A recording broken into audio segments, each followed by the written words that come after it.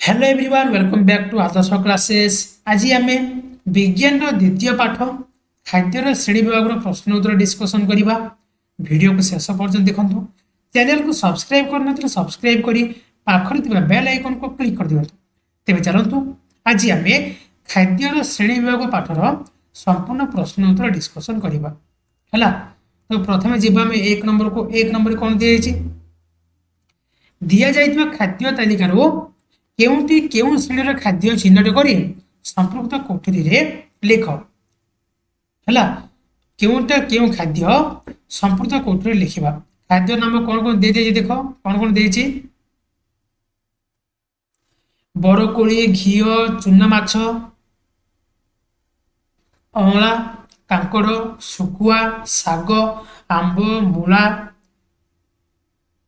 अटा मांडिया गाजर बड़ माछ चिनाबादाम मुढ़ी मांस नड़िया पिजुली अंडा छतुआ कमला समुद्र माछ छतु पालंग शाग पाचिला आंब है।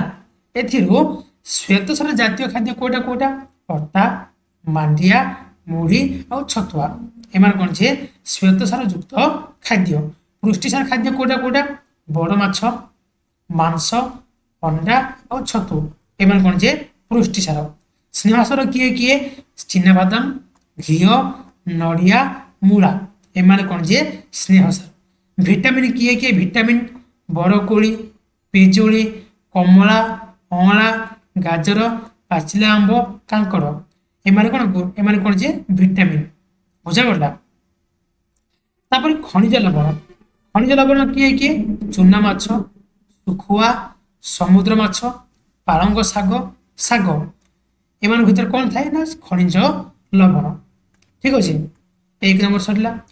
जीवा दुई नंबर केउं गुड़िक ठीक ता पाखरे ठीक चिन्ह दियो।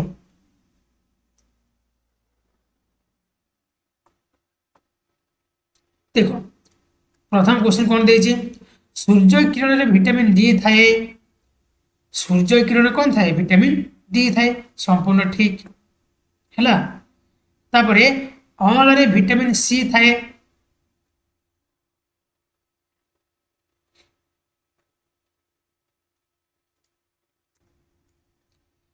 अँला रे विटामिन सी थाए ये मध्य कौन संपूर्ण ठीक अच्छे है। शुखुआरे अधिक स्नेहतार अच्छी कि नहीं शुखुआरे कौन अच्छी खनिज लवण। सुषम खाद्य शरीर आवश्यकता पूर्ण करे कि नहीं सॉरी सुषम खाद्य शरीर आवश्यकता ये ठीक हम पूर्ण करे। रक्तहीनता होइतिले समुद्र माछ खाइबा उचित।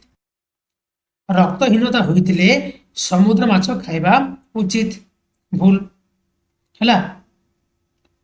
विटामिन के सजन छुई मिले ना ये संपूर्ण ठीक अच्छे। सजन छुई कौन विटामिन के मिले ना। नेक्स्ट क्वेश्चन कौन दे देख 15 कण भोगुवा व्यक्ति गाजर खाइबा अनुचित नहीं गाजर कौन खाइबा कथा ठीक अच्छे। क्षीर रे समस्त प्रकार विटामिन थाए ना क्षीर कौन समस्त प्रकार विटामिन न थाए। जीवा आम 3 नंबर को कौन दे 2 बा 3 वाक्य कारण लिख कारण लिखा कही। प्रथम क्वेश्चन कौन दे खाद्य तंतुयुक्त खाद्य रहिबा आवश्यक। खाद्य तंतुयुक्त खाद्य रहिबा आवश्यक कहीं कहीं ना तंतु जातीय खाद्य शरीर में हजम हुए नहीं। तंतु जातीय खाद्य खाद्य नली मल निष्कासन करिवारे साहाय्य करे है। ये तंतु जातीय खाद्य कौन करे ना खाद्य नली मल को निष्कासन करने प्रक्रिया रे साहाय्य करे। पेटर मल बाहरी न गले शरीर में विभिन्न रोग सृष्टि होते तेणु खाद्य तंतुयुक्त खाद्य रहा आवश्यक है। पेटर मल न बाहर कौन जे विभिन्न प्रकार रोग होते से आम खाद्य कौन तंतुयुक्त खाद्य खाइबा निहाती आवश्यक। नेक्स्ट क्वेश्चन जीवा आमिष खाऊ पिला अधिक परिमाण क्षीर डाली बादाम खाइबा आवश्यक कहीं आमिष खाऊ पिला आमिष कहले क्या बुझुचे ना माछ मांस अंडा को बुझुचे है। ଚୁନା ମାଛରେ କ୍ୟାଲସିୟମ ଯୁକ୍ତ ଲବଣ, ବଡ଼ ମାଛ ମାଂସ ଆଉ ଅଣ୍ଡାରେ ପୁଷ୍ଟିସାର ଆଉ ସ୍ନେହସାର ଥାଏ। ଠିକ ଅଛି। ତ କ୍ଷୀରରେ ମଧ୍ୟ କ'ଣ ଯେ କ୍ୟାଲସିୟମ ଲବଣ, ଡାଲିରେ ପୁଷ୍ଟିସାର ଆଉ ବାଦାମରେ ସ୍ନେହସାର ଥାଏ। ତେଣୁ ଆମିଷ ଖାଉନଥିବା ପିଲା ଅଧିକ ପରିମାଣରେ କ୍ଷୀର, ଡାଲି ଆଉ ବାଦାମ ଖାଇବା ଆବଶ୍ୟକ। ଠିକ ଅଛି। କାହିଁକି ନା ଆମର ମାଛ ମାଂସ ଅଣ୍ଡାରେ ଆମକୁ ଯେଉଁ ଯେଉଁ ଖାଦ୍ୟ ସାର ମିଳେ ସେ ସବୁ କ'ଣ ଯେ କ୍ଷୀର, ଡାଲି ଆଉ ବାଦାମରେ ଅଛି। ସେଥିପାଇଁ ଯେଉଁମାନେ ଆମିଷ ଖାଉନାହାନ୍ତି ସେମାନଙ୍କୁ କ'ଣ ଯେ କ୍ଷୀର, ଡାଲି, ବାଦାମ ଖାଇବା ନିହାତି ଆବଶ୍ୟକ। ତାପରେ ଯିବା ଆମେ ଗ ନମ୍ବରକୁ। କ'ଣ ଦେଇଛି? ଚକ୍ରଧରକୁ ଅନ୍ଧାରରେ ଦେଖାଯାଉନି। କାହିଁକି ଦେଖାଯାଉନି? ତାକୁ କ'ଣ ଭିଟାମିନ ଏ ଅଭାବ ହେଇଛି। ହେଲା, ଚକ୍ରଧର ପାଚିଲା ଅମୃତଭଣ୍ଡା, ପାଚିଲା ଗାଜର, ପାଚିଲା ଆମ୍ବ, ଗାଜର, କ୍ଷୀର, ମାଛ ଖାଇବାକୁ ଭଲ ପାଏ ନାହିଁ। ତେଣୁ ଚକ୍ରଧରର ଖାଦ୍ୟରେ ଭିଟାମିନ ଏ ଠିକ ରୂପେ ମିଳେ ନାହିଁ। ତେଣୁ ଚକ୍ରଧରକୁ ଅନ୍ଧାରଗୁଣ ରୋଗ ହେବାରୁ ଅନ୍ଧାରରେ କିଛି ଦେଖାଯାଉନି। ହେଲା, ଯଦି ଅନ୍ଧାରରେ ଦେଖାଯାଉନି ତା କ'ଣ ହେଇଛି? ଅନ୍ଧାରଗୁଣ ରୋଗ ହେଇଛି। ଅନ୍ଧାରଗୁଣ ରୋଗ କାହିଁକି ହୁଏ? ନା ଭିଟାମିନ ଏ ଯୁକ୍ତ ଖାଦ୍ୟ ନ ଖାଇଲେ ବା ଭିଟାମିନ ଏ ର ଅଭାବ ହେଲେ। ଠିକ ଅଛି।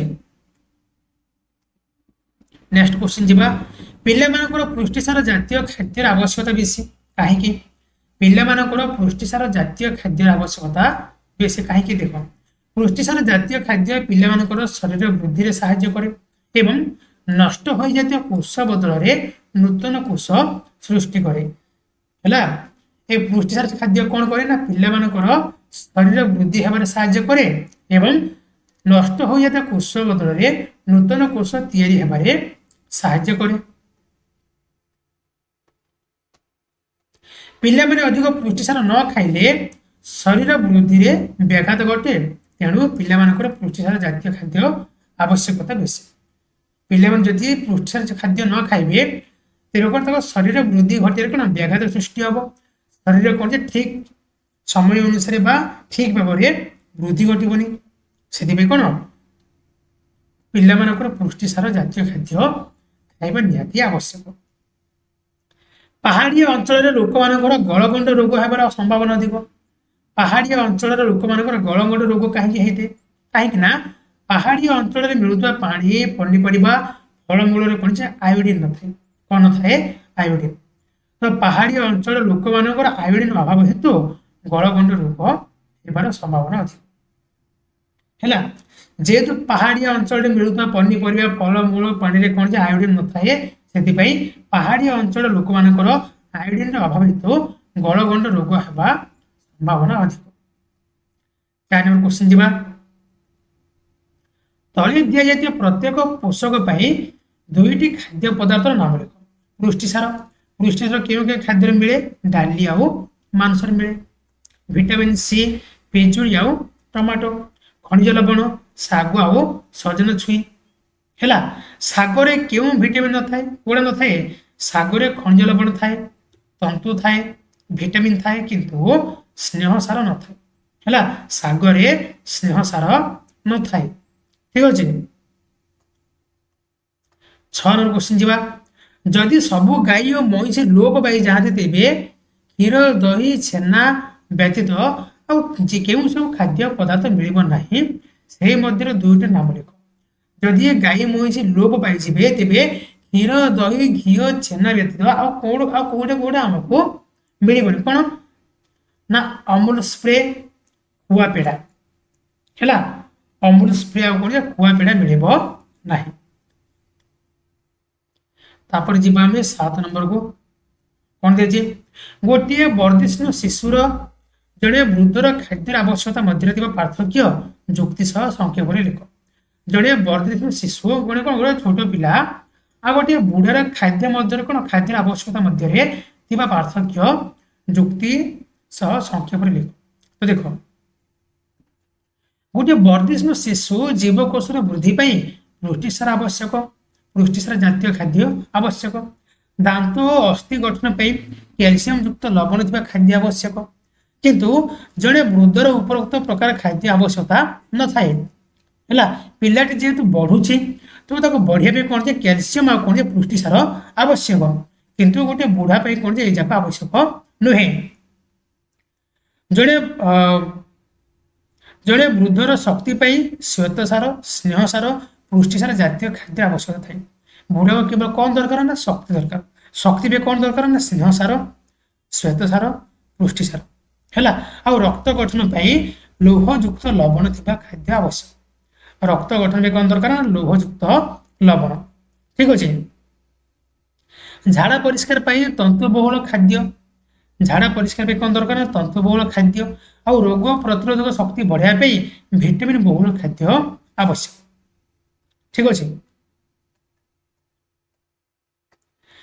तेबे तुम खाद्यर श्रेणीविभाग पाठर संपूर्ण प्रश्न उत्तर डिस्कसन कर सारे आशा करुच्ची वीडियो निश्चय रूप भल लगी जदि भल लगी गोटे लाइक करूँ आउ एमती प्रत्येक सब्जेक्ट प्रत्येक चैप्टर प्रश्न उत्तर वीडियो पाइबा चैनल को सब्सक्राइब करी पाखरे बेल आइकन को क्लिक कर दिंतु आज पे पुणी देखा नेक्स्ट क्लास रे धन्यवाद।